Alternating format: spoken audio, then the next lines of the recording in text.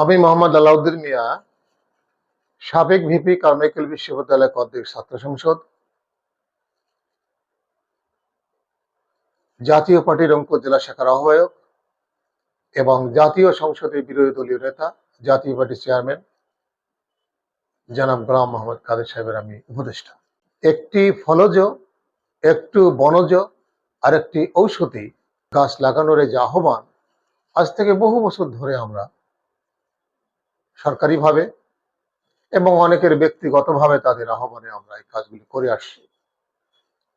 এখানে আমি একটু উল্লেখ করতে চাই, আমি 80-র দশকে যখন কারমাইকেল কলেজ ছাত্র সংসদে ভেবেছিলাম, বিএনসিসির মাধ্যমে অসংখ্য গাছের আমরা রোপণ করার সেই সৌভাগ্য আমার জীবনে ঘটেছিল। এবং যারা এখনকার কারমাইকেল কলেজের ছাত্র এবং ছাত্রী, তারা নিশ্চয়ই অনুধাবন করবেন যে কলেজ প্রাঙ্গণে মাঠে সেই গাছগুলি আজও বিদ্যমান আছে। ঠিক পাশাপাশি আমি ধন্যবাদ জানাই বেগম রোকেয়া বিশ্ববিদ্যালয় কর্তৃপক্ষ, যারা সমস্ত ক্যাম্পাসটাকে গাছে গাছে ভরপুর করে তুলেছেন এবং কতগুলি গাছের সংরক্ষণ করেছেন, যে গাছগুলি একবারে আনকমন। আমাজনকে বলা হয় পৃথিবীর ফুসফুস। সেই আমাজন থেকে পৃথিবীর ফুসফুস হিসাবে মানুষের জীবনে এর যে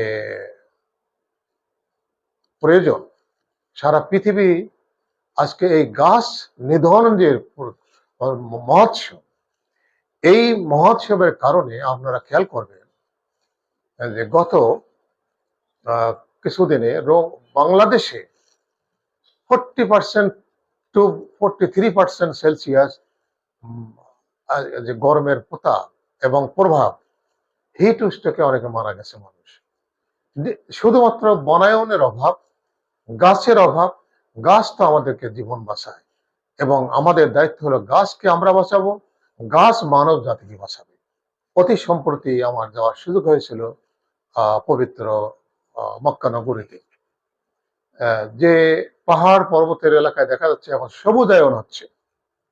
এবং 80-র দশকে আমাদের দেশ থেকে নিম গাছ জাহাজে করে আরাফাত মাঠে পৌঁছানো হয়েছিল। অর্থাৎ আজ থেকে অষ্টাদশ শতাব্দী বলেন, তারও আগে, এবং 80 সালের আগেও বলা যায় যে আরাফাতে কোনো গাছ ছিল না। আমাদের দেশ থেকে নিম গাছ গিয়ে ওখানকার প্রকৃতিকে ঠান্ডা করার জন্য আমরা, এবং আজও ওই গাছ তারা স্মরণ করে বাংলাদেশকে, যে এই নিম গাছ বাংলাদেশ থেকে এসেছিলেন, পরবর্তীতে অন্যান্যরা অংশগ্রহণ করেছিলেন। এখন আসি রংপুরে।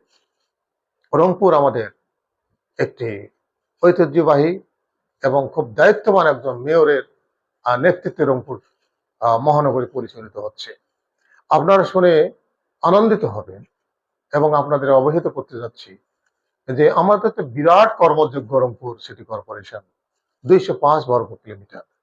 রংপুর শহরের ডিভাইডারে মেয়র মহোদয় যে অসংখ্য গাছের সমারোহ ঘটিয়েছেন, এটা মানুষকে কিন্তু কিছুটা হলেও আনন্দ দিচ্ছে, সৌন্দর্য বৃদ্ধি করছে এবং অক্সিজেনও আমরা নিতে পারছি।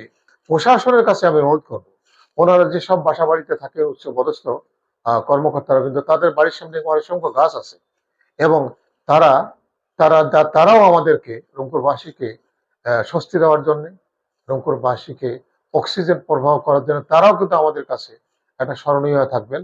তারা যদি এই প্লান্টেশনের ব্যাপারটা যদি হাতে নেন, এবং রংপুরে আমার জানা মতে কমের পক্ষে শতাধিক নার্সারি আছে, এই নার্সারিগুলি যদি একটু প্রশাসনের পক্ষ থেকে যদি সঠিকভাবে একটু তদারকি করা হয়, এই নার্সারি থেকে আমরা বিশ্ববিদ্যালয়, কলেজ, শিক্ষা প্রতিষ্ঠানে আমরা ছাত্রছাত্রীদেরকে দিয়ে বৃক্ষরোপণ অভিযানে এই শীতের বর্ষার সময় আমরা একটা উল্লেখযোগ্য স্থান অধিকার করতে পারবো এবং রংপুরকে আমরা একটা গ্রিন সিটিতে পরিণত করার জন্য আমাদের সকলের প্রতি আহ্বান জানিয়ে কথা শেষ করছি।